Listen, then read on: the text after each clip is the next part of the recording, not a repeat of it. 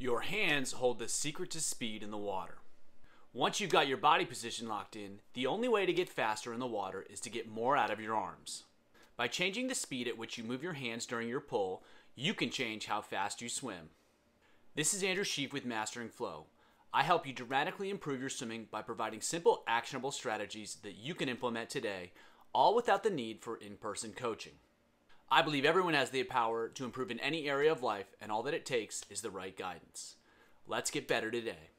There are two problems triathletes face when they're trying to get faster in the water. They need to improve their body position and they need to improve their pull. I've talked about body position in depth, and you can check out some of my playlists for the greatest hits. I've also talked about the mechanics of the arm pull, what needs to happen, how to position the arms, etc.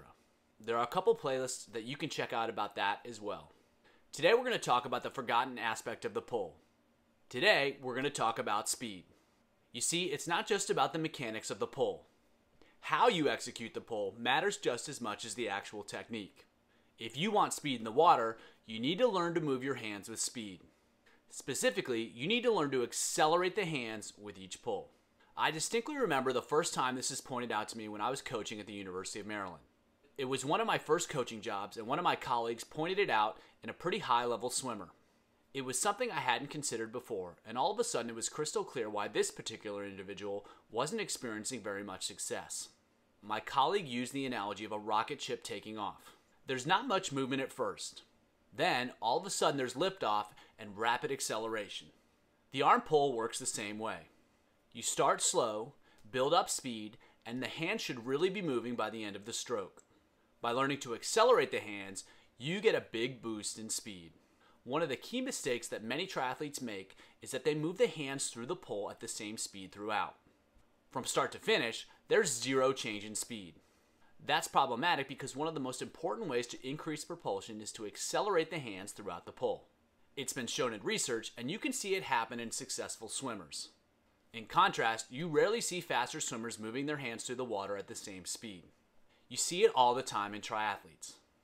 Too often, they're too focused on the actual execution of the pull. They're too worried about where the arm is, where the hand is, and they're failing to consider how they pull as they move through the water. Rather than just achieving the basic positions and performing the basic actions of the pull, they need to learn how to move the arm with intent. There needs to be some speed. At the same time, you need to build the speed. It's not just pulling as hard as you can. The key is to start patiently and change the speed throughout the pull. The intention is to finish really strong. When you can do that, your pull is going to improve and you're going to swim faster as a result. Let's take a look at how to do it. Actually accelerating your hands and accelerating the water backwards isn't a particularly difficult concept to understand. You simply move the hand faster throughout the pull. It's a pretty straightforward concept. However, doing it is more difficult, and doing it well is even more difficult. It's hard to understand exactly what to do until you've already done it. So, you need strategies to learn how to make it happen. I like to start with power pulls. It's simple, it's easy, and you can feel the impact of accelerating the hands because both hands are moving at the same time. So what do you focus on? Learning how to accelerate the hands. Start slow, build the pressure, and then really rip through the back end of the stroke. Focus on building speed within each pull, and focus on getting faster and faster. How will you know if you're doing it well? You need to measure your performance. There are two performance strategies that you can use to take it to the next level. The first is to count your strokes. The only way you're going to be able to take fewer strokes during this drill is by accelerating the hands better and moving more water backwards. If your stroke count isn't changing, you need to change how you're executing the pull. Experiment with different strategies, do what you have to do, just get the stroke count to change. You may need to build up more aggressively. You may need to build up more patiently, or you may not be building up at all. Keep track of the numbers and you'll quickly figure it out. Once you're able to change your stroke count, you can work on deliberately manipulating it. Sometimes you take more strokes, sometimes you take less strokes, but you make the decision ahead of time and you do it on purpose. The goal is to learn how to control your swimming by controlling how much you accelerate the hands. By changing your stroke count on demand, you're learning exactly how to do that. You can take one less stroke per repetition, you can take one more stroke per repetition, or you can alternate between more and less strokes on a repetition-to-repetition basis. It's all good and it all works. Next, you can keep track of your speed. Again, the only way to go faster is to learn how to accelerate your hands more aggressively. If you're too passive, you won't be able to generate the necessary speed. Build up the hand speed and you'll be able to go faster. The best part about these strategies is that they're objective. They let you know exactly where you're at and what needs to change. As with stroke count, it's not just about going faster and faster. You want to learn to be able to change your speed by changing the acceleration of your hands. Once you can do so, you've made major progress. You can practice this by performing descending efforts where each repetition gets a little bit faster. You can also practice this by performing building efforts where you get faster within the repetition. Lastly, you can alternate between slower and faster speeds on either a repetition-to-repetition basis, or you can do it within repetitions on a lap-to-lap basis. Again, it's all good and it all works.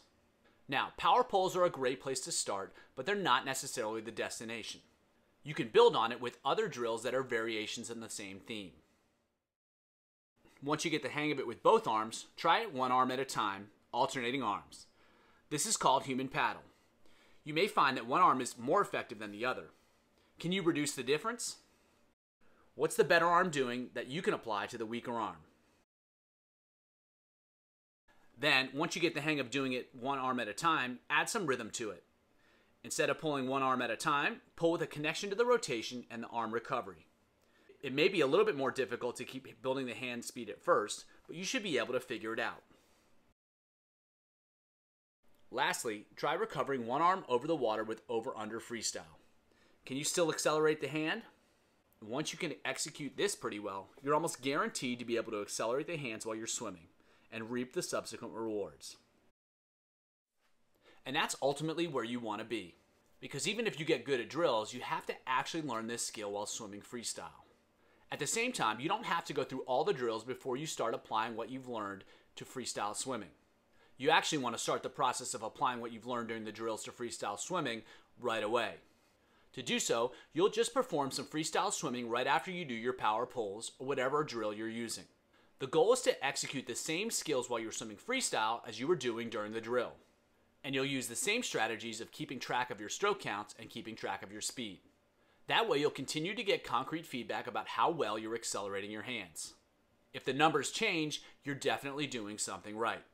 This can be done with a buoy, without a buoy, or in both situations. The buoy helps isolate the arms and focus on the pull, whereas swimming with freestyle helps you learn how to integrate everything together.